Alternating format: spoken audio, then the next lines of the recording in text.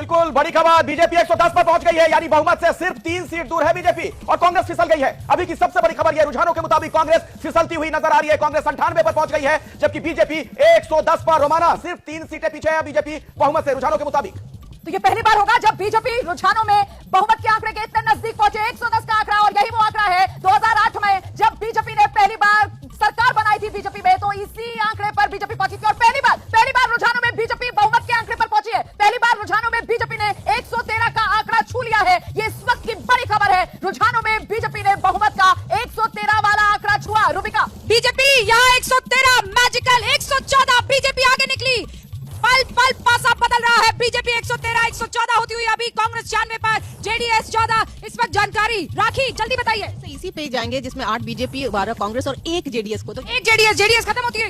मैं बंगलुरु रीजन देख रहा हूं और वहां पे मुझे साफ दिख रहा है कि जेडीएस खत्म हो रही है और उसको बांट लिया है कांग्रेस और बीजेपी ने आपस में, और पीएम के रोड शो और रोमाना के पास बदलता आंकड़ा। रोमाना 115 हुआ बीजेपी हुआ और बहुमत के आंकड़े से आगे निकलती हुई बीजेपी इस वक्त देखिए किस तरीके से 113 के आंकड़े को क्रॉस करते हुए बीजेपी 115 पर पहुंच गई है। कांग्रेस का आंकड़ा 100 से भी नीचे फिसल गया है। 96 पर कांग्रेस पहुंच गई है, जेडीएस 13 पर है। तो क्या बीजेपी यहां पर बड़ा उलटफेर करने जा रही है? क्या डबल इंजन की सरकार अपना रंग दिखाने जा रही है? 115 पर बीजेपी।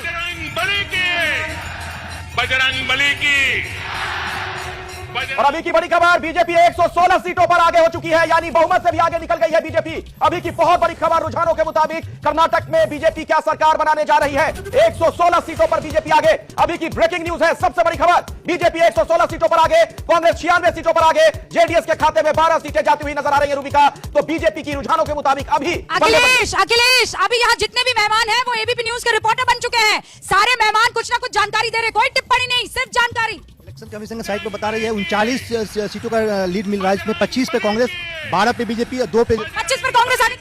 आपने बहुत देर से यूपी की बात नहीं करी। यूपी में भी जो है बीजेपी की हालत थोड़ी पतली लग रही है, सपा आगे है। सपा आगे चल रही है, बीजेपी पीछे।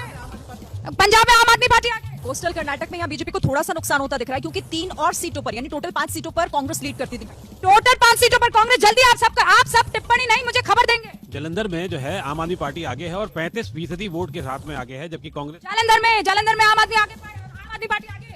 कर्नाटक में भारतीय जनता पार्टी 12 पे ही टिकी है, लेकिन कांग्रेस 25 पे पहुंच गई है और जेडीएस जो है वो 2 पे पहुंच गई। विकास, देखिए बहुत बड़ा उलटफेर हुआ है। जो मुंबई कर्नाटक का रीजन है वहां तो बिल्कुल उलट गया मामला। 27 सीटों पर कांग्रेस आगे चल रही है, जबकि बीजेपी सिर्फ 13 सीटों पर है। सिर्फ 13 सीटों पर। अगर मुंबई कर्नाटक की बात करें, इलेक्शन कमीशन के हिसाब से बीजेपी और कांग्रेस के बीच में वोट शेयर का डिफरेंस 5% का हो गया। कांग्रेस 5% वोट शेयर से आगे है। कांग्रेस 5% वोट शेयर से इस वक्त आगे चल रही है। कुर्बान साहब, देखिए अभी ये जो है पोस्टल बैलेट है और 1 घंटे के बाद में तस्वीर साफ होगी, लेकिन अगर पोस्टल बैलेट में भी बीजेपी पिछड़ रही है तो ये